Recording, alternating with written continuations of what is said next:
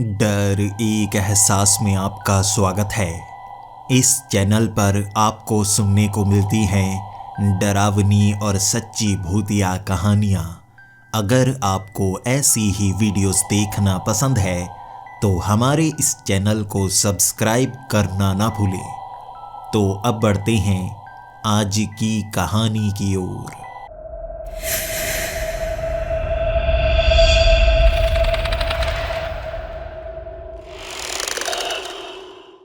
Hello दोस्तों, मेरा नाम आकाश है और मैं इस चैनल के माध्यम से अपनी कहानी आप तक पहुंचाना चाहूँगा। ये कहानी मुझे मेरे दादाजी ने सुनाई थी और जब मैंने ये कहानी सुनी थी मुझे बहुत ज़्यादा डर लगा था। ये उनकी आप बीती है जो वो अपने बचपन में सह चुके हैं। आप इस कहानी को मेरे दादाजी की आप बीती की तरह ही सुनते हैं। हेलो दोस्तों, मेरा नाम माधव है और इस समय मेरी उम्र 70 साल है। ये तब की बात है जब मैं 20 साल का हुआ करता था। मैं अपने पिता के साथ हाथ बटाया करता था उनके काम में, लेकिन फिर भी आंख चुराकर वहाँ से निकल जाया करता और गांव में अपने दोस्तों के साथ खेला करता। मेरे जितने भी दोस्त थे सभी मेरी तरह ही थे। हमें गिल्ली डंडा खेलना बहुत ज़्यादा पसंद था, इसीलिए हर कोई घर में बहाना लगाकर यहाँ तक पहुँच जाया करता था। पढ़ाई तो सबकी कब की खत्म हो चुकी थी, इसीलिए हम सब अपने पिता के साथ या अपने रिश्तेदारों के साथ काम किया करते थे और सभी यहाँ इकट्ठे हो जाते खेलने के लिए। भले ही अगर हमारे परिवार वालों को पता लगता तो हमें काफ़ी ज़्यादा डांट पड़ा करती थी, लेकिन फिर भी हर रोज़ हम यहाँ पर पहुँच जाया करते थे ताकि कुछ देर के लिए ही सही गिल्ली डंडा खेल सकें। लेकिन इस बार पिछले कुछ दिनों से हमारे परिवार वाले हमें देखने के लिए यहाँ पर पहुँच जाया करते थे। लगभग 6 दिन हो चुके थे जब हमें खेलने का मौका मिलता ही नहीं। कोई ना कोई यहाँ पर आया ही रहता। हम छिपे रहते तो हम खेल नहीं पा रहे थे। हमें लगा हमें अपने गांव से बाहर निकलना होगा, इसीलिए हम अपने गांव से बाहर निकले। यहाँ और भी कई सारे गांव थे। हमें लगा हमारे पड़ोस के गांव में हमें जाना होगा। वहाँ जाकर आराम से किसी न किसी खाली पड़े स्थान पर हम खेल सकते हैं। हमने चुनाव किया था हमारे गांव के आगे वो तीसरा गांव, वहाँ पर जाएंगे। वहाँ बड़ा सा मैदान है और कभी कभी वहाँ कई और खेलते हुए भी मिल जाते हैं। इकट्ठे खेलने में मज़ा भी बहुत आएगा और पुराने दोस्तों से मिल भी सकेंगे। हम जब उस गांव में पहुंचे थे दोपहर का वक्त हो गया था। हमने खेलना शुरू कर दिया। वहाँ सभी हमसे जैसे अनजान थे। वो सोच रहे थे कि ये अनजान बच्चे हमारे गांव में कैसे पहुंच आए हैं, क्या ये यहाँ पर रहने वाले हैं या कहीं और से आए हैं। कई लोग थे बुजुर्ग जो हमसे सवाल पूछते जा रहे थे, हमें परेशान करते जा रहे थे, लेकिन फिर भी हमें किसी का डर थोड़े ना था। अगर कोई कुछ कहेगा हम यहाँ से भाग निकलेंगे। लेकिन अचानक ही वहाँ जैसे भगदड़ सी मच गई थी। वहाँ कई बूढ़े थे जो पेड़ के नीचे बैठे हुए थे, ताश खेल रहे थे। लेकिन अचानक एक लड़का वहाँ पर आया। उसने उन्हें कुछ बताया और सभी के सभी गांव की तरफ भागने लगे। ऐसा लग रहा था जैसे कोई बहुत बड़ी घटना वहाँ पर हो गई हो। हमें भी लगा वहाँ जाकर देखना होगा, लोग इतने डरे हुए कैसे हैं, क्या कुछ बहुत ज़्यादा बुरा हो चुका है। हम भी उनके पीछे पीछे भागने लगे। सभी घबराए हुए थे तो किसी ने ध्यान दिया ही नहीं कि हम इस गांव के हैं। वैसे भी ऐसा लग रहा था कोई बहुत बड़ी घटना हो चुकी हो। जब उनके पीछे जाते जाते एक बड़े से घर में हम पहुँचे, वहाँ पीछे कई गाय भैंस बंधी हुई थी।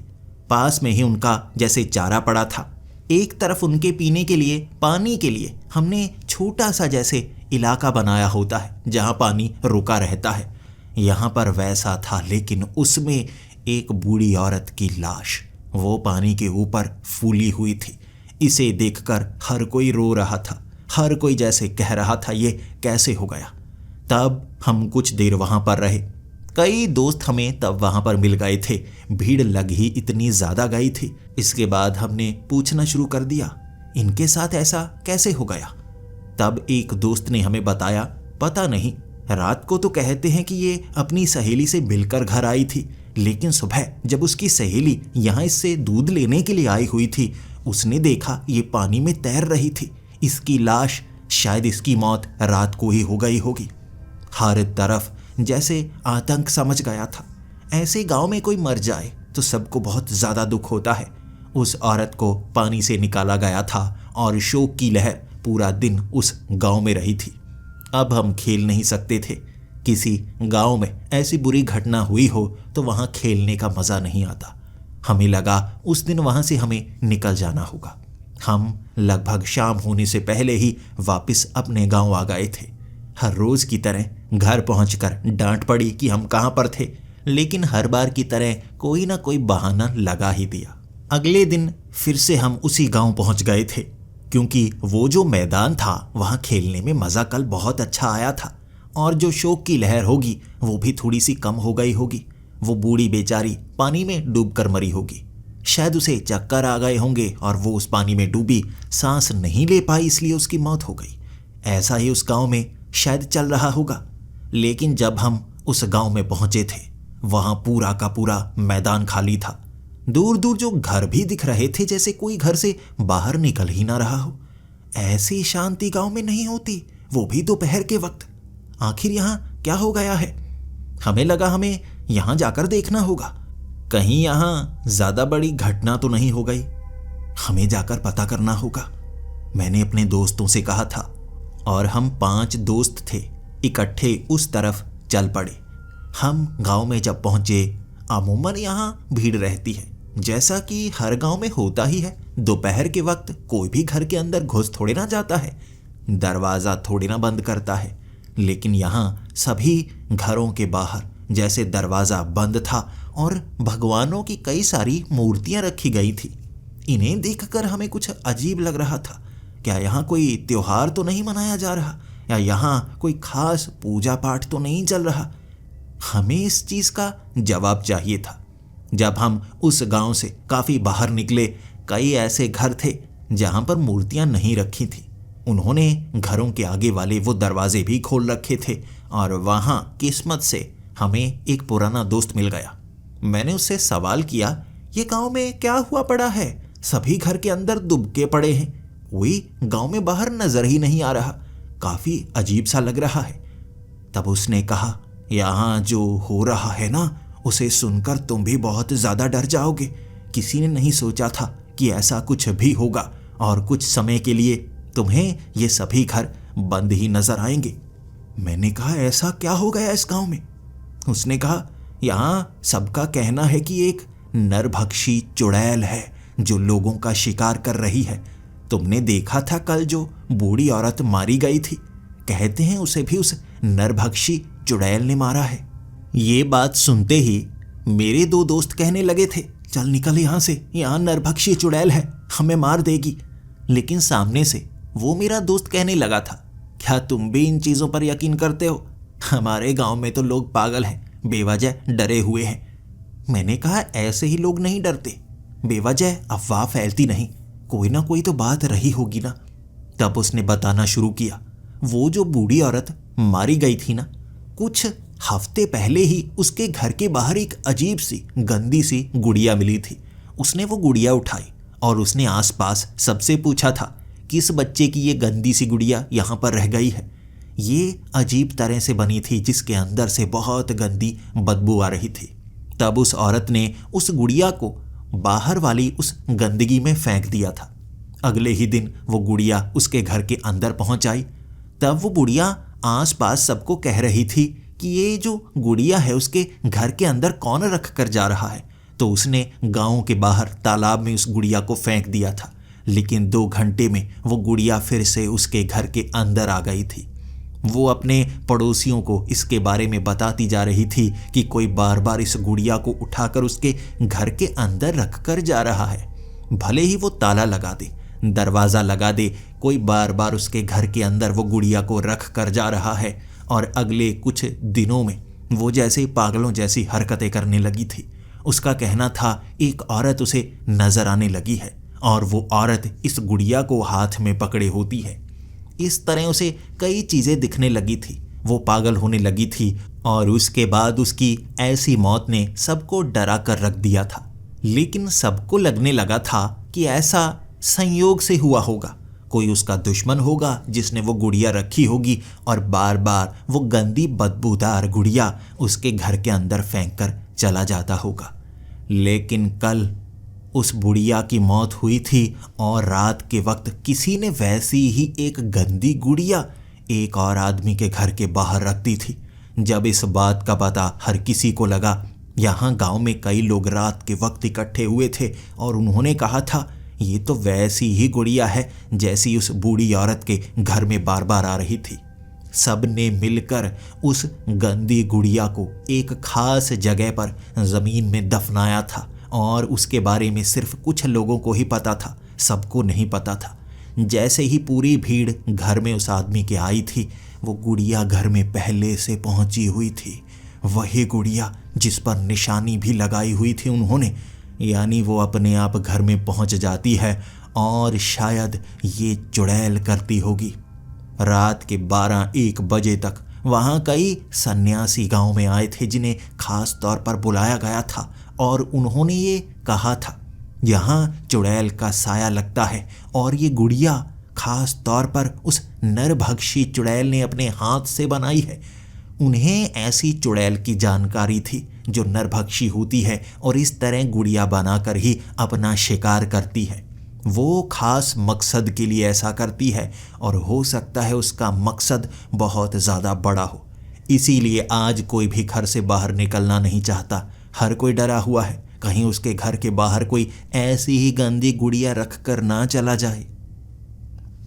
अब हमें पूरी कहानी का पता लग गया था तो मेरे दोस्त कहने लगे चलो जल्दी से इस गांव से निकलो, मुझे इस गांव में डर लग रहा है, कहीं वो नरभक्षी चुड़ैल हमारे भी पीछे ना पड़ जाए। लेकिन मैं इन चीज़ों पर यकीन नहीं करता था। मैंने अपने दोस्तों को समझाया या गांव वाले लोग तो पागल हैं, वैसे ही किसी भी चीज़ पर यकीन करने लगते हैं। अब ऐसी चुड़ैलें होती ही नहीं, शायद पुराने ज़माने में होती होंगी, देखी तो किसी ने भी नहीं, मैंने भी कभी नहीं देखी। मेरे दोस्त ज़्यादा डरे हुए थे। मैं उन्हें समझाता जा रहा था कि हम गांव में रहेंगे ही नहीं, किसी घर के आसपास नहीं रहेंगे और ये तो हमारे लिए अच्छा मौका है ना, यहाँ सभी घर के अंदर दुबके रहेंगे और हम उस मैदान में अच्छे से खेला करेंगे। अगर कोई यहाँ पर आया ना, हम ऐसा करेंगे काले कपड़े को डंडे पर टांग देंगे, वहाँ आंखें बना देंगे और सबको कहेंगे अरे चुड़ैल आ गई, चुड़ैल आ गई। सब भाग निकलेंगे, हम तो अच्छे से खेल पाएंगे। मेरे दोस्त कुछ डरे ज़रूर थे, लेकिन मैंने उन्हें जो प्लान बताया था सबकी आंखें चमक गईं। इस तरह से हम वहाँ पर खेलने लगे थे। 3 घंटे हमने अच्छे से खेला। कोई बूढ़ा आदमी वहाँ पर नहीं आया, कोई परेशान करने वाला नहीं आया। हम आसानी से खेलते जा रहे थे और शाम तक हम खेलते रहे। बहुत ज़्यादा मज़ा आया। जब हम वापस अपने गांव आए, हमने देखा हमारे गांव में भी छोटी छोटी मूर्तियां लोगों ने अपने दरवाजे के आगे रखी हुई थी। वो चुड़ैल की बात आग की तरह हर तरफ फैल चुकी थी और ऐसा लग रहा था इसकी चपेट में आसपास के सारे गांव आ चुके हैं। सभी तक ये खबर पहुंची और जब मैं घर पहुंचा, इस बार सिर्फ डांट नहीं पड़ी थी, कई चमाटें भी पड़ी थी। मेरे पिता मुझे समझा रहे थे कि तुम अब किसी और गांव खेलने के लिए नहीं जाओगे, मुझे पता है तुम किसी और गांव में जाते हो, हमारे गांव में तो नज़र नहीं आते।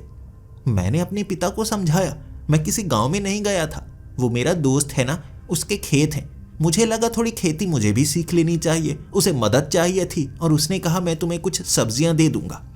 जब मेरे पिता ने ये बात सुनी, उन्होंने मुझे गले से लगा लिया और कहने लगे लगता है अब तुम बड़े हो रहे हो, ठीक है खेत में चले जाया करना, वहाँ काम करना और कुछ सब्जियां भी ले आना, इससे तुम्हें पता चलेगा घर का राशन कैसे चलता है। अगले 5-6 दिन बड़े अच्छे निकले। हम उस गांव में चले जाया करते। वहाँ धीरे धीरे लोगों का डर जैसे कम भी हो रहा था, लेकिन बीच बीच में किसी दिन हमें नजर आता लोग बिल्कुल गांव से बाहर नहीं निकल रहे हैं। लेकिन हम इतने दिन अच्छे से खेले थे और जो सब्जी की बात रही, वहाँ कई खेत थे, थोड़ी बहुत सब्जी वहाँ से उखाड़ लेते। हम सब अपने अपने घर इस तरह सब्जी ले जा रहे थे क्योंकि बहाना सबने एक जैसा ही लगाया था कि एक दोस्त के खेत में हम काम कर रहे हैं, वहाँ से सब्जियाँ भी लाते हैं। सभी के सभी परिवार वाले बहुत ज़्यादा खुश थे। हम सब्जियां घर ले आते और वो खुश हो जाते और हमें खेलने का मौका पूरा का पूरा मिलता। ये 7वां दिन था जब हम उस गांव में गए हुए थे। फिर से वहां बहुत ज़्यादा शांति थी, लेकिन अब खेलने से ज़्यादा मेरे दोस्तों को बेवजह ही डर लग रहा था। उन्होंने कहा, यहाँ यार पूछते तो हैं आखिर क्या हुआ? जिसके घर के बाहर अगली वाली वो गुड़िया मिली थी, क्या उसके साथ कुछ बुरा तो नहीं हुआ? अब ये जानना मुझे भी जैसे अच्छा लग रहा था। पता तो करें यहाँ नया क्या हुआ है। हम उस गांव से गुजरते हुए अपने दोस्त के उस घर पहुंचे थे और मैंने देखा जो दोस्त पहले दरवाज़ा खुला रखता था उसने भी दरवाजे के आगे भगवान की कई मूर्तियां रखी हुई थीं, जैसे वो भी काफ़ी ज़्यादा डरा हुआ था। मैं उसका दरवाज़ा खटखटाता रहा और अंदर से कोई बाहर नहीं आया, लेकिन उसने आवाज़ लगाकर हमसे बात ज़रूर की थी और कहा था, यहाँ से चले जाओ, यहाँ खतरा ज़्यादा बढ़ गया है। मैंने कहा, खतरा ज़्यादा बढ़ गया है? क्या उस आदमी के साथ कुछ हुआ तो नहीं? कहीं वो मारा तो नहीं गया? उसने कहा, नहीं नहीं, मारा तो नहीं गया, लेकिन वो गुड़िया वाली बात पूरी तरह से सच है। मेरे पिता ने अपनी आंखों से देखी है। वो गुड़िया को वो जलाते हैं, दफनाते हैं, घर बंद रखते हैं, लेकिन गुड़िया घर में आ जाती है और वो आदमी अजीब अजीब तरह की हरकतें करने लगा है। कभी पेड़ पर चढ़ जाता है, कभी कहता है सामने है वो औरत, और एक बार तो मेरे पिता ने वो जो गुड़िया थी ना गंदी सी, वो उड़ती हुई देखी थी अंधेरे में। उसके बाद मेरे पिता ने कह दिया हम घर से बाहर नहीं निकलेंगे, अब वो गुड़िया यहाँ नहीं आनी चाहिए। जिसके भी घर के आगे आएगी शायद उसे भी ऐसे भूत नजर आएंगे। वो आदमी अब घर छोड़कर यहाँ से जा चुका है। उसका मानना है मुझे बचना है तो इस गांव से दूर रहना होगा। वो गुड़िया उसके घर में है या उसके साथ है, किसी को पता नहीं, इसीलिए हम सब डरे हुए हैं। मैं तुम्हें कहता हूँ तुम यहाँ से चले जाओ, ऐसा ना हो कि तुम्हारे पीछे भी वो नरभक्षी चुड़ैल पड़ जाए। और उसका मकसद क्या है? क्या वो लोगों को मारना चाहती है या उसका मकसद उससे भी ज़्यादा बुरा है? वो तो किसी को नहीं पता, लेकिन वो सन्यासी कह कर गए हैं उसके मकसद का पता लगाना होगा। लेकिन गांव में सब डरपोक हैं, कोई भी मरना नहीं चाहता। ये बात सुनकर हम बहुत ज़्यादा डर गए थे। हमें लगा हमें वापस जाना चाहिए। मेरे सारे दोस्त वापस जाने को तैयार थे, तो मैं मना कैसे कर सकता था? यहाँ कुछ बहुत ज़्यादा बड़ा हो रहा है। इसीलिए हम जल्द से जल्द अपने गांव वापस आ गए थे। मैं घर पहुंच गया और मेरी माँ पूछ रही थी, आज जल्दी घर आ गए? मैंने माँ को बताया, देखो माँ, वहाँ काम थोड़ा कम पड़ गया था तो मैं वापस आ गया। अगले 3 दिनों तक मैं भी अपने घर में ही रहा। हम उस मैदान में खेलने के लिए भी नहीं जाते थे। मैं अपने पिता के साथ हाथ बटाने के लिए काम पर भी नहीं जा रहा था। कुछ डर सा गया था। 3 दिनों में सारा डर खत्म हो गया। मेरे दोस्त कहने लगे थे, यार गिल्ली डंडा खेलना है भाई, मन नहीं लगता घर में, चलो खेलने चले। इसके बाद 3 दिन बीत चुके थे। हमें लगा खेलने के लिए अब मैदान में चलते ही हैं। उस गांव में ज़्यादा दहशत है। हमारे गांव में इतनी ज़्यादा दहशत नहीं थी।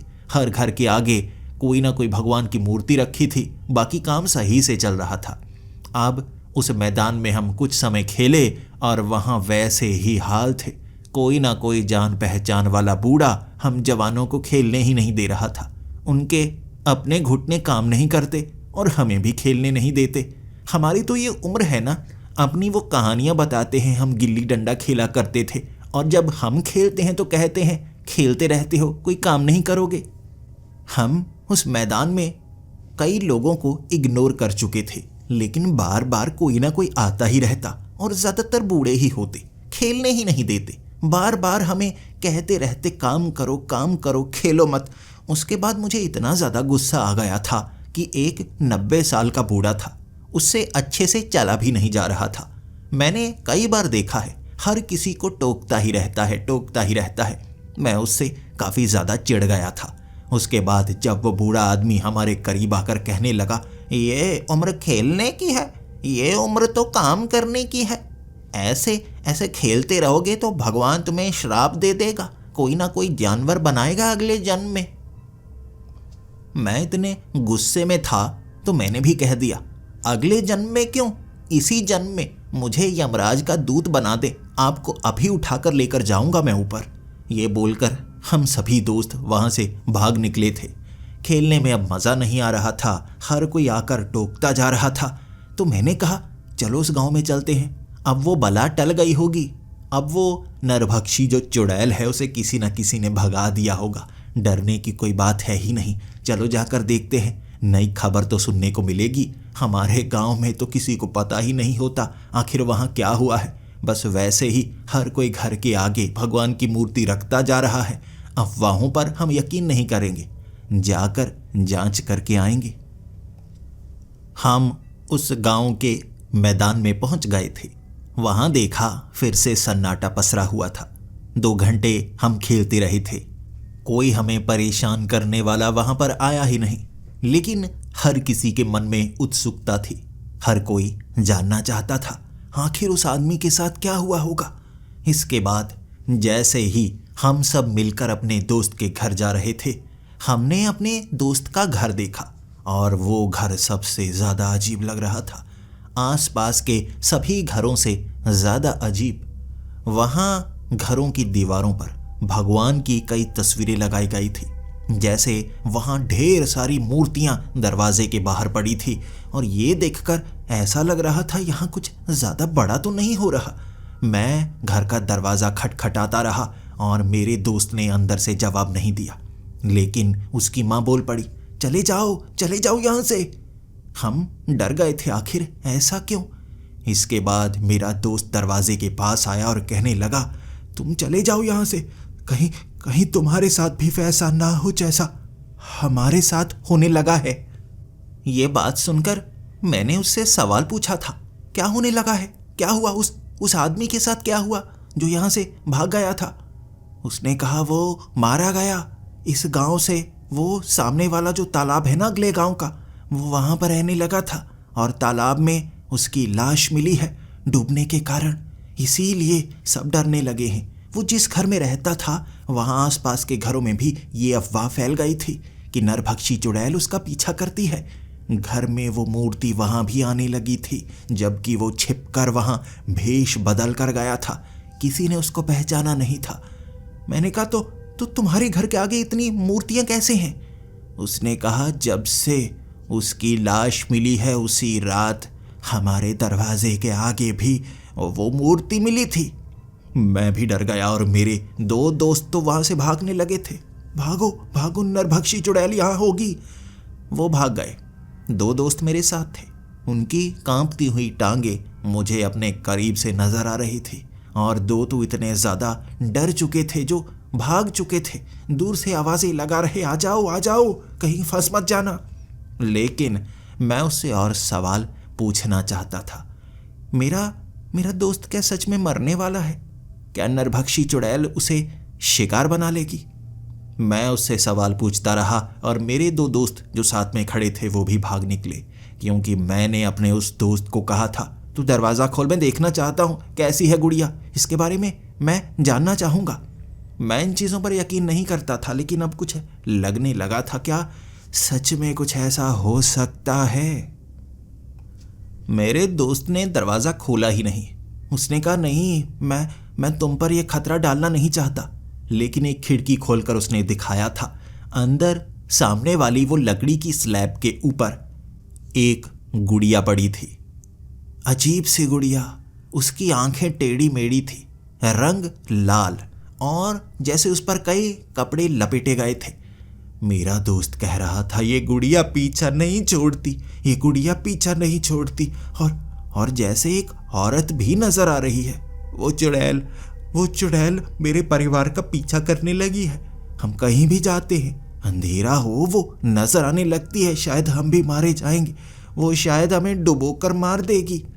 मैं अपने दोस्त को ऐसे रोते हुए देख नहीं पा रहा था। मुझे ऐसा लग रहा था जैसे उस पर इतनी बड़ी मुसीबत आई हो, उसके परिवार वाले भी सह नहीं पा रहे हों। गांव वाले मदद तो करना चाहते थे, लेकिन वो भी नहीं चाहते थे कि ये नरभक्षी चुड़ैल कहीं उनके हाथ लग जाए। हर कोई उस गुड़िया को दूर ही करना चाहता था। मैंने उसको कहा तू ऐसा कर, गुड़िया मुझे दे, मैं देखता हूँ कैसे वापस आती है। इसे तो मैं ऐसी जगह दफनाऊंगा, इतनी दूर ले जाऊंगा कि ये तुझे परेशान नहीं कर पाएगी। मेरे दोस्त ने कहा था, नहीं नहीं, ये कोई ऐसा नहीं कर सकता, इसे कोई छुएगा शायद उसके पीछे ना पड़ जाए। मैं अपने दोस्त को रोता हुआ देख नहीं पा रहा था। मैंने उसको कहा, दे तू दे गुड़िया, मैं देखता हूँ। क्योंकि मैं कुछ ऐसे लोगों को जानता था जो शायद इससे निवारण करवा सके। वो यहाँ पर तो आना नहीं चाहेंगे, लेकिन मैं उनके पास जा सकता हूँ। जब मैं स्कूल में पढ़ता था तब उस स्कूल के पीछे कई ऐसे साधु थे जो बहुत ज़्यादा जादू किया करते थे। मैंने एक साधु को पेड़ के पास उड़ते हुए भी देखा था। सभी जो स्कूल में पढ़ते थे उस तरफ जाने से डरते थे। मैं एक बार चला गया था। वो लोग तो बहुत अच्छे थे, भले ही वो शमशान घाट के पास इस तरह जादू दिखाया करते थे, लेकिन वो किसी को नुकसान नहीं पहुंचाते थे। गांव वाले बेवजह डरते थे। मुझे लगा उनके पास ये गुड़िया लेकर जाता हूँ, उन्हें बताऊंगा कि ये गुड़िया है जो नरभक्षी चुड़ैल से जुड़ी है, शायद कुछ ना कुछ कर पाए। मैं अपने दोस्त से वो गुड़िया मांगने लगा था और उसने कहा, नहीं नहीं, ये गुड़िया को हम हर चीज़ करके देख चुके हैं। मैंने कहा, मुझे दो, मेरे पास एक तरकीब है। वो मान नहीं रहा था, लेकिन फिर भी ज़बरदस्ती करके मैंने उससे वो गुड़िया ले ली। वो गुड़िया से बदबू आ रही थी, जैसे सड़े हुए मांस की होती है, जैसे मांस की गुड़िया बनाई गई हो। अब उस गुड़िया को लेकर मैं वहाँ से जा रहा था और डर भी लग रहा था, लेकिन मुझे लगा इस गुड़िया को मैं उससे दूर कर दूंगा, ये गुड़िया वापस आ ही नहीं पाएगी। वहाँ काफ़ी चलकर जाने में मुझे 2 घंटे का समय लग गया। मैं उस स्कूल के पीछे वाले शमशान घाट में उस साधुओं के पास पहुंचा था और उन्हें गुड़िया दिखाकर कहने लगा था, ये गुड़िया है, आप इसको ख़त्म कर सकते हैं, ये नरभक्षी चुड़ैल से जुड़ी हुई है। वो गुड़िया को देखकर एक साधु हंसने लगा था और कहने लगा था, प्रतिशोध के लिए एक ऐसी औरत चुड़ैल बनी है जो प्रतिशोध लेकर रहेगी और उसे रोका नहीं जा सकता। मैंने कहा, प्रतिशोध लेगी ये गुड़िया वाली वो चुड़ैल? क्या मेरे उस दोस्त को मार देगी, उसके परिवार वालों को मार देगी? उस साधु ने मुस्कुराते हुए कहा था, प्रतिशोध तो वो लेकर ही रहेगी, छोड़ने वाली नहीं है, और ये गुड़िया को तुम कुछ नहीं कर पाओगे, इस गुड़िया को उससे दूर नहीं कर पाओगे। मैं उस साधु को कहता रहा, आप उन्हें बचाना नहीं चाहेंगे? वो साधु मुस्कुराते हुए देखता रहा और कहता रहा, वो जो करना चाहती है वो उसका मकसद है, और किसी के मकसद में, किसी की नियति में हम इस तरह से नहीं आते। मैं नहीं जानता क्यों वो ऐसा कह रहे थे, लेकिन उनका काम था लोगों की मदद करना। वो कर क्यों नहीं रहे, इस चीज़ का जवाब नहीं मिल पा रहा था। लेकिन वहाँ वो कई त्रिशूल के साथ साधना किया करते थे। एक वैसा ही त्रिशूल मैंने उठाया। मुझे लगा भगवान का ये चिन्ह है, भगवान के हाथों में भी ऐसा त्रिशूल दिखाया जाता है। अगर इससे मैं इस गुड़िया को चीर डालूं, इसके हिस्से कर डालूं, तो ये गुड़िया खत्म हो जाएगी, और जब गुड़िया खत्म हो जाएगी वो चुड़ैल भी दूर भाग जाएगी। मैंने वो त्रिशूल उठाया और बार बार उस गुड़िया पर मारने लगा। चीर चीर कर उसके छोटे छोटे हिस्से कर दिए, जैसे सड़े हुए मांस की बनी हो। वो साधु चिल्लाने लगा था। छोटे छोटे जो हिस्से थे वहाँ गिरे थे और मेरी आंखों के सामने वो सारे हिस्से मिट्टी बन गए। इसके बाद मुझे लगा, क्या ये गुड़िया खत्म हो गई? क्या मेरे दोस्त के घर में फिर से ये गुड़िया आ जाएगी? वो साधु घूरता रहा और कहने लगा, ये क्या किया तुमने? तुम्हें पता भी है इससे क्या होता है? मैंने कहा, मैं गुड़िया को खत्म करना चाहता था, मैं और क्या करता। उसने मुझे वहाँ से भगा दिया और कहा, दोबारा यहाँ मत आना। उसका मकसद पूरा हुए बिना वो चुड़ैल जाने वाली नहीं। मैं उससे झगड़ा थोड़े ना करना चाहता था। मैं वापस आ गया।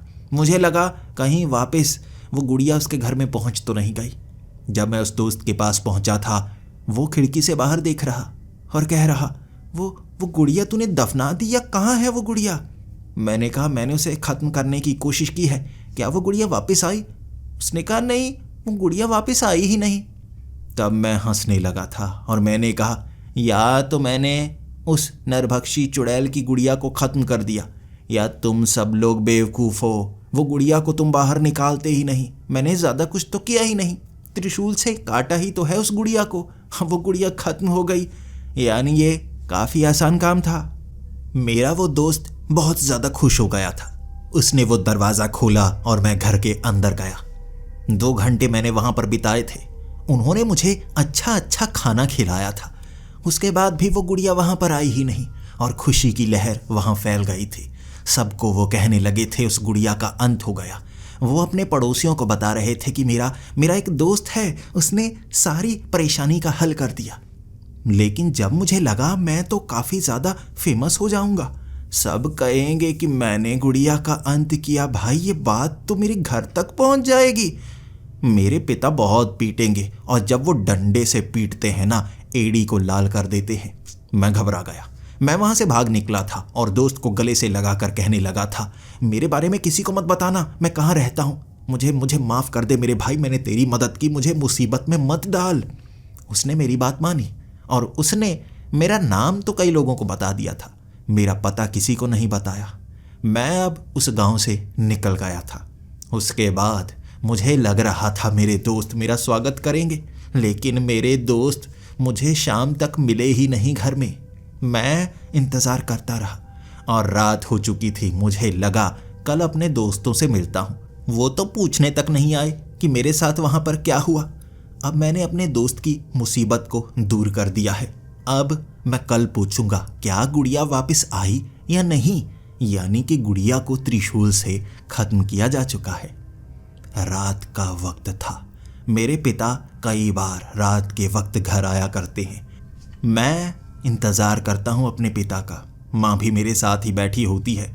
इस बार जब मेरे पिता अंदर की तरफ आ रहे थे तो भागकर मेरे करीब आए और कहने लगे, बाहर किसने रखी है? वो बाहर किसने रखी है? ये किसकी शरारत है? तेरी है या तेरे दोस्तों की है? डराने की कोशिश कर रहे हो? मैंने कहा, क्या बोल रहे हो पिताजी, क्या हुआ? मेरे पिता मुझे बाहर लेकर गए। बाहर वाले दरवाजे के पास वो गुड़िया रखी हुई थी जिसे देखकर मेरी सांसें रुकी जा रही थी।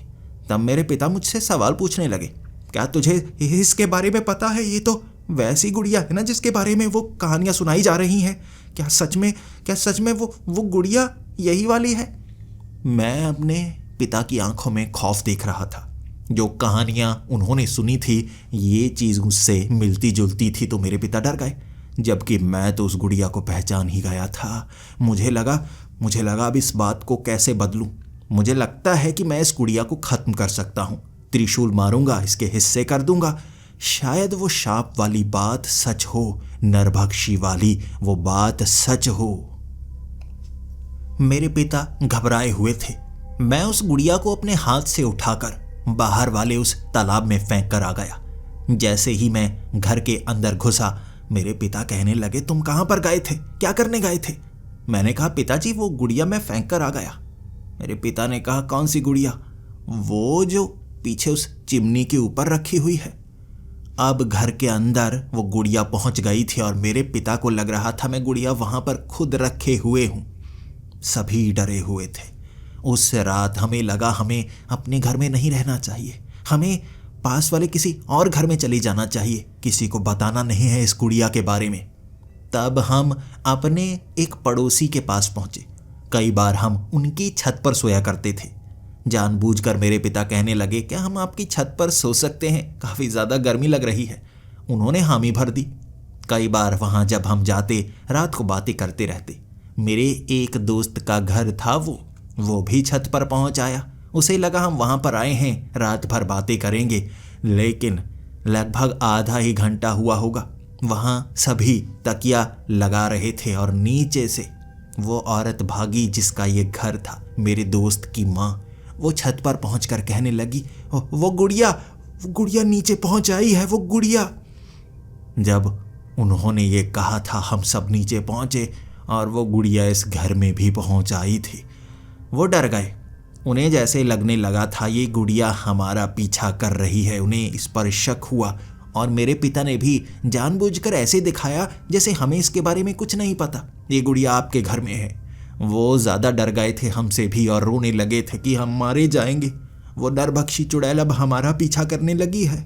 लेकिन कुछ समय इस तरह रोने के बाद वो कहने लगे, आप जाइए अपने घर, आप जाइए, आपको खतरा मोल नहीं लेना चाहिए। और मेरे पिता ने भी कहा था शायद ये हमारा पीछा कर रही है, हमें अपने घर जाना होगा। जब हम उस घर के दरवाजे से बाहर निकले थे, अंदर से मेरे दोस्त की माँ ने कहा था, गुड़िया यहाँ मौजूद नहीं, मेरी आंखों के सामने से जैसे गायब हो गई। वो मेरे दोस्त का पिता कहने लगा था, कहीं आपके घर में वो गुड़िया तो नहीं आई है? आप ही आए थे हमारे घर में, सच बताइए, सच बताइए। हमारे मुंह पर उन्होंने वो दरवाज़ा बंद कर दिया था। और उसके बाद जब हम अपने घर आ गए, हमारे घर के दरवाजे के पीछे वो गुड़िया रखी हुई थी, जबकि ये दरवाज़ा तो हम ताला लगा कर गए थे। अंदर गुड़िया और जगह पर थी, अपने आप जैसे उसने जगह बदली हो। वो रात इतनी भयानक थी, डरावनी थी, हम रो रो कर गुजार रहे थे। गुड़िया को किसी भी जगह पर फेंकते, किसी भी चीज़ से काटते, हिस्से करते, वो गुड़िया अपने आप घर में किसी न किसी जगह पहुंच जाती। ये मुसीबत अब हमारे घर में आ गई थी। और हमेशा तो ऐसे मैंने सुना था कि जब पहले वो शिकार कर लेती है फिर अगले घर में जाती है। शायद मेरे दोस्त को उसने माफ़ कर दिया, या मेरे दोस्त और उसके परिवार को मार दिया, और उसके बाद वो हमारे घर में आ गई। अगली सुबह जब मैं अपने उस दोस्त के गांव में पहुंचा था, वहां हर किसी ने जैसे मूर्तियां अपने घर के आगे ज़रूर रखी थी, लेकिन ज़्यादातर लोगों ने वो दरवाजे खुले छोड़े हुए थे। वहां बहुत ज़्यादा भीड़ लगी हुई थी, जैसे बात सामान्य हो गई हो। जब मैं अपने दोस्त के घर पहुंचा था, वहां उन्होंने भी दरवाजे खोल रखे थे, और मुझे देखते ही मेरा दोस्त बहुत ज़्यादा खुश हो गया। वो सबको बताना चाहता था कि इसने उस गुड़िया को ख़त्म किया है, लेकिन मैंने उसे रोक दिया। मैंने उससे हाल चाल पूछा, क्या रात को वो गुड़िया वापस आई? तुम्हारे घर में कुछ बुरा तो नहीं हुआ? उसने कहा, नहीं, वो गुड़िया दोबारा आई ही नहीं। वो चुड़ैल भी नज़र नहीं आ रही। यानी तुमने वो गुड़िया को ख़त्म कर दिया, लेकिन कैसे किया वो तो बता दो यार। मैंने कहा, वो तो ठीक है, यानी तुम्हारे घर से वो चुड़ैल जा चुकी है, लेकिन शायद वो मेरे पीछे पड़ गई है। मेरे घर में वो गुड़िया मिली है। तब मेरे दोस्त ने कहा, यह तो मुसीबत वाली बात है, लेकिन तुझे फिक्र करने की ज़रूरत नहीं। जैसे मेरे घर से वो गुड़िया को ख़त्म किया, तो अपने घर से भी गुड़िया ख़त्म कर दे। मैंने कहा, हाँ, शायद ये सही है, ऐसे ही बच सकता हूँ। शायद अगला शिकार मैं था, और अब मेरे पास तो तरीका पता है ना। मैं भागा अपने घर की तरफ। जैसे ही अपने घर में पहुंचा, मेरे पिता ने कई लोगों को बता दिया था कि मेरे घर में क्या हो रहा है। और तब वहाँ आसपास दहशत बहुत ज़्यादा थी कि गुड़िया यहाँ पर आ गई है। लेकिन कई लोग ये भी कह रहे थे, जिसके घर में पहले गुड़िया मिली थी, कहते हैं उसके किसी दोस्त ने वो गुड़िया को ख़त्म किया है। मेरे पिता अब घर से जाना चाहते थे। उन्होंने कहा, मैं पता लगा कर आता हूँ, आखिर इस गुड़िया का अंत कैसे किया जा सकता है, आखिर वो नरभक्षी चुड़ैल को कैसे रोका जा सकता है। मैं अपने पिता को क्या बताता, वो मैं ही तो हूँ। जब मेरे पिता घर से बाहर निकले, वो गुड़िया को लेकर मैंने माँ से कहा, माँ एक बार कोशिश करना चाहता हूँ, इसे कहीं दूर करना चाहता हूँ। माँ ने मना नहीं किया। मैं गुड़िया लेकर उस स्कूल के पीछे वाले शमशान घाट में पहुँचा, और मैं उस साधु को देखकर कह रहा था, ये गुड़िया मेरे घर में आ गई है, ये गुड़िया मेरे घर में आ गई है। वो त्रिशूल कहाँ पर है? मैं इसे खत्म कर दूंगा। वो मुस्कुरा रहा था। उस साधु ने कुछ नहीं कहा। मैंने वही वाला त्रिशूल उठाया। अब फिर से छोटे छोटे हिस्से कर दिए मैंने, और छोटे छोटे हिस्सों को वहाँ बिखेर दिया। वो जैसे धीरे धीरे हिस्से गायब हो गए। मुझे लगा ये मुसीबत का अंत हुआ। शुक्र है मेरा परिवार बच गया। अब ये नरभक्षी चुड़ैल किसी और के घर वो गुड़िया लेकर जाएगी। वो साधु मुस्कुरा रहा था। मुझे नहीं पता क्यों, पहले भी ऐसे ही मुस्कुराया था। इस बार उसने बात ही नहीं की। जब मैं घर पहुंचा, घर में वो सामने वाले टेबल के ऊपर वो गुड़िया पड़ी थी, और मेरी माँ सामने बैठी कह रही, मेरी आंखों के सामने यहाँ आइए, मेरी आंखों के सामने। तूने कहीं फेंकी होगी, मेरी आंखों के सामने यहाँ प्रकट हो गई, जैसे कोई शक्ति प्रकट होती है। मेरे होश उड़ गए थे। मुझे कुछ समझ नहीं आया। मैंने तो बिल्कुल वैसा ही किया जैसा पहले किया था। मुझे लगा अब इस गुड़िया का अंत करना होगा। मैंने वो गुड़िया को उठाया। उसके बाद मैं सीधा भागा अब उस शमशान घाट की ओर।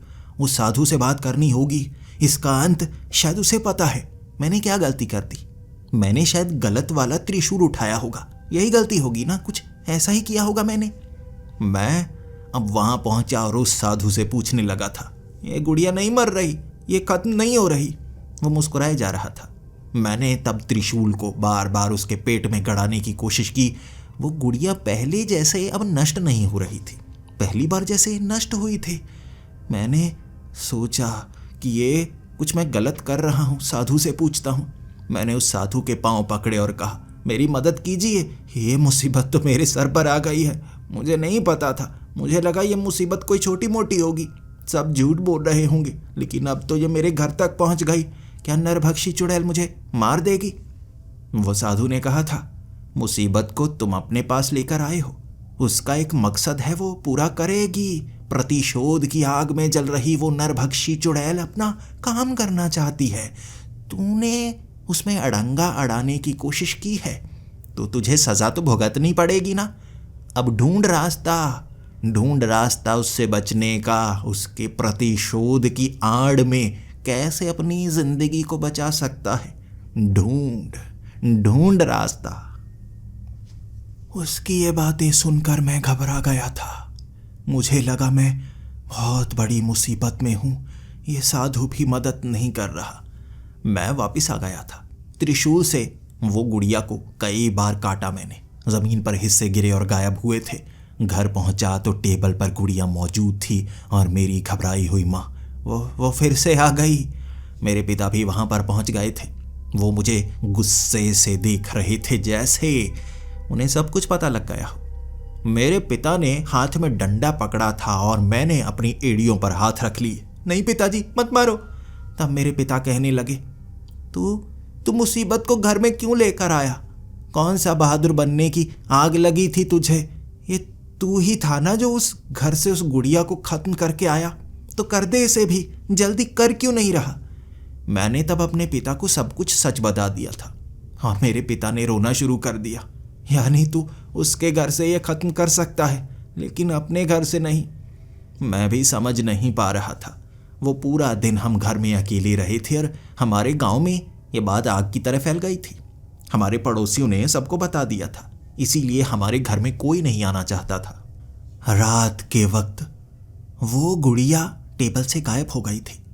मैं अपने कमरे में था और मुझे सामने एक अजीब सी चुड़ैल नजर आई।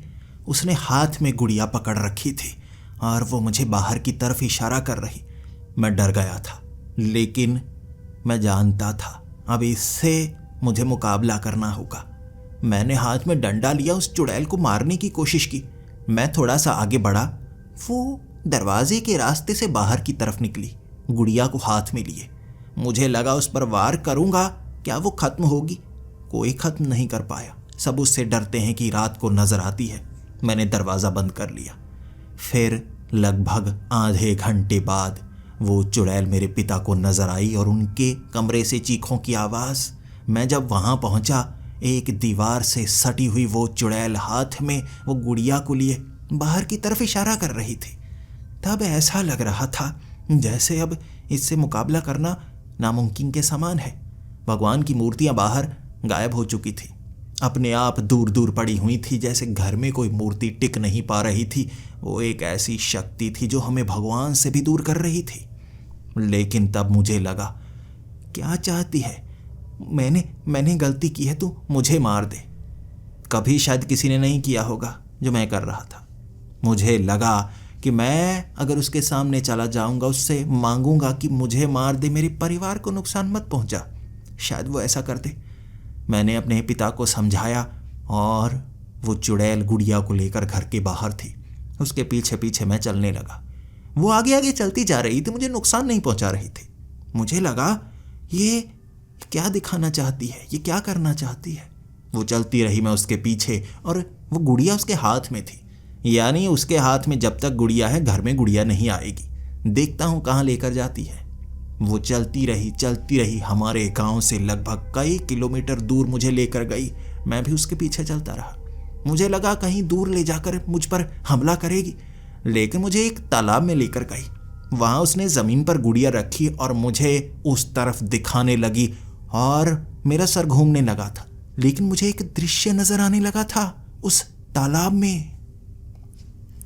मुझे पानी के अंदर कोई नजर आ रहा था, जैसे पानी के ऊपर तैरती हुई एक लाश। ये लाश उस चुड़ैल की लग रही थी, लेकिन उतनी भयानक नहीं। वो चुड़ैल तो लाश से भी ज्यादा भयानक थी, लेकिन वो पानी के अंदर तो लाश बार बार ऊपर आती फिर नीचे चली जाती, ऊपर आती फिर नीचे चली जाती। मैंने देखा वो चुड़ैल इशारा कर रही थी उस लाश की तरफ। मैं उससे माफी मांगने लगा, मेरे साथ ऐसा मत करो, मुझे डुबाकर मत मारना, देखो देखो बहुत दर्द होगा, ऐसा करो मुझे बिना दर्द वाली मौत दे दो। उसने कुछ नहीं कहा, वो बस तालाब की तरफ इशारा करती जा रही थी। उसने वो हाथ में गुड़िया जो पकड़ी थी वो अब दूसरे हाथ में ली, उसकी गर्दन घोंटने लगी। अपने हाथ से उस गुड़िया की गर्दन घोंटती रही। उसके बाद उसे एक पत्थर के पास लेकर गई। वो पत्थर के साथ एक चेन टंगी हुई थी, उस चेन को उस गुड़िया की टांग से लपेटा और उसके बाद उस गुड़िया को पानी में फेंक दिया। मुझे वो कुछ बताना चाहती थी, मैं समझ नहीं पा रहा था, लेकिन वो बार बार इशारा करती रही बिना नुकसान पहुंचाए। वहां मैं बहुत समय तक रहा था। जब वहां से वो गायब हो गई, मैं पूछता रहा, मैं क्या करूं, मुझे तुमने मारा नहीं, क्या कहना चाहती हो? उसने कुछ नहीं कहा, लेकिन मैं वापस आ गया। आधी रात को घर पहुंचा। मेरे पिता बहुत रो रहे थे, कोई हमारी मदद के लिए भी नहीं आया था। मुझे देखते ही उन्होंने मुझे गले से लगा लिया और फिर माँ कहने लगी, वो गुड़िया आ गई, लेकिन बहुत लंबे समय तक गायब थी, वो गुड़िया टेबल पर है। मुझे लगा शायद मैं जानता हूं वो प्रतिशोध लेना चाहती है, तो किससे और क्या, शायद मैं जानता हूं। अगली ही सुबह अपने पिता को मैंने वो बात बताई और मेरे पिता मेरे साथ थे। हम उस गांव में पहुंचे जहां के तालाब में मुझे वो चुड़ैल लेकर गई थी, और जब उस तालाब के पास वो गांव वालों को हम बता रहे थे और वहां मेरी बात सबके सामने रखी गई। मुझे वहां एक लाश दिखी है।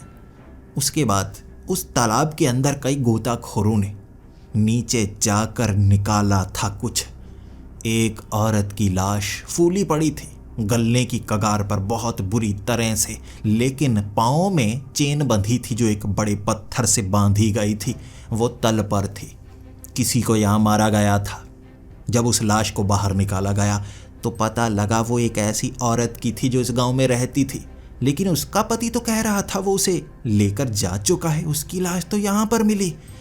तब गांव वालों ने उस आदमी को भी ढूंढ निकाला था, और पूरी बात जब पता लगी, वो पुलिस की भीड़ भी वहाँ मौजूद थी और दहशत हर जगह।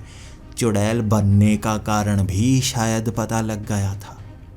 वो औरत यहाँ रहती थी जिससे एक ज़मींदार ने शादी की थी, और उस ज़मींदार की शादी पहले किसी और गांव में भी हो चुकी थी। वो यहाँ उससे चुपके से मिलने आया करता था। शायद इसे पता लग गया होगा कि उसे पहले भी कहीं शादी की हुई है। उसने इसे यहीं ज़मीन में डुबोकर मारा था। वो जिंदा थी जब पाँव में चेन बांधी थी, उसने सर पर वार किया था। वो जागी थी, उससे पहले ही उसने पत्थर को पानी में फेंक दिया। वो चेन खोल ही नहीं पाई, पानी के ऊपर आ ही नहीं पाई, डूबकर नीचे ही मर गई। और उसका शरीर फूला ज़रूर, लेकिन पानी के ऊपर आ ही नहीं पाया, ज़मीन में ही रही, पानी के अंदर ही। और अब उसकी लाश को निकाला जा चुका था और उसके कातिल को पकड़ा जाना था, लेकिन सबूत सही से मिल नहीं पा रहे थे। उसने ये कबूल ज़रूर किया था, लेकिन अभी पुलिस वाले उसे पकड़ चुके थे, केस चलना था, ऐसा बताया गया। लेकिन हमारे घर से वो गुड़िया गायब नहीं हुई। मैं जानना चाहता था अब क्या करूं, उस गुड़िया को दूर कैसे करूं? क्या वो गुड़िया मारेगी? क्या वो चुड़ैल अब भी हमें मारेगी? अगले 2-3 दिनों तक वो चुड़ैल गुड़िया के साथ नजर आती रही, और चौथे दिन हमें खबर मिली वो आदमी पुलिस लॉकअप में मारा गया। वहाँ कहते हैं कि जैसे उसके शरीर के अंदर पानी भर गया हो, वो सांस नहीं ले पाया और लॉकअप में मारा गया। शक हर किसी पर जा रहा था, जैसे कोई लॉकअप में घुसकर उसे मारकर चला गया हो, वो भी पानी में डुबोकर। लेकिन पानी की एक भी बूंद इर्द गिर्द गिरी नहीं हुई थी। कैसे उसके फेफड़ों में अपने आप पानी भर गया, कोई समझ नहीं पाया। लेकिन वो गुड़िया, वो चुड़ैल नजर आना बंद नहीं हुई। प्रतिशोध जैसे खत्म नहीं हुआ। और क्या चाहती है? उस रात वो इशारा कर रही थी तालाब की तरफ जाने के लिए और मैं उसके पीछे गया था। मुझे लगा वो अब शांत नहीं होगी, हमेशा के लिए चुड़ैल बन गई। जैसा कि मैंने सुना था, कोई ऐसी औरत जिसकी मनोकामना अधूरी हो और उसे तड़पा कर मारा गया हो, वो एक चुड़ैल बनती है और प्रतिशोध की आग में जलती रहती है। शायद वो प्रतिशोध की आग में जल रही है और उसका शिकार लोग बनते रहेंगे। मैं जब उस तालाब में गया था, उसने वो गुड़िया को उसी तरह चेन से बांधकर उस पानी में फेंका था। मैं रोने लगा था। मैं क्या करूं इससे ज़्यादा, मैं क्या करूं? तुम्हारी लाश को बाहर निकाला जा चुका है। तुम्हें प्रतिशोध चाहिए था, वो मिल चुका है। अब क्या चाहिए तुम्हें? वो वहीं पर खड़ी घूरे जा रही थी और उसके बाद वो गायब। मैं रोता रोता घर आया था। अब ये हमें मार कर रहेगी। लेकिन मैं जब घर पहुंचा, मेरी माँ ने कहा, वो गुड़िया कहाँ है? वो गुड़िया वापस नहीं आई। तब वो गुड़िया रात तक वापस आई ही नहीं और हमें इस तरह शांति मिली। वो गुड़िया दोबारा हमारे घर में आई ही नहीं और हर तरफ खबर फैल गई कि वो चुड़ैल शायद जा चुकी है। लेकिन कुछ दिनों बाद एक और घर के आगे से वैसी गुड़िया मिली और अगले 2-3 दिनों तक उसे भी वो चुड़ैल नजर आती रही। वो डराती रही, वो हमला करने की कोशिश करती रही। उसके बाद मैंने उसको कहा था वो तालाब तक जाना, शायद वो दृश्य दिखाती है।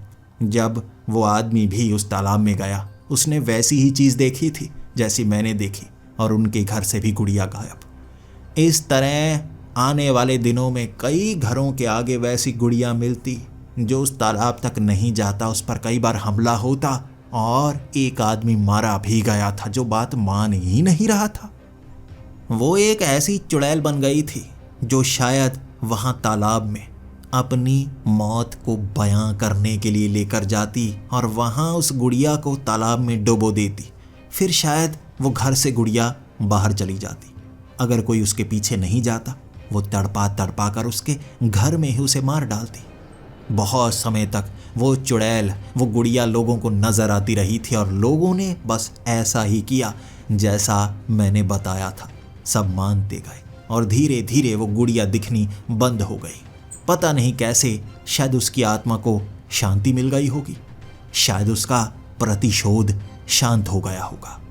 और ये चुड़ैल की बातें हमारे आसपास के गांव में जख्म की तरह थी और हर जख्म का इलाज समय होता है।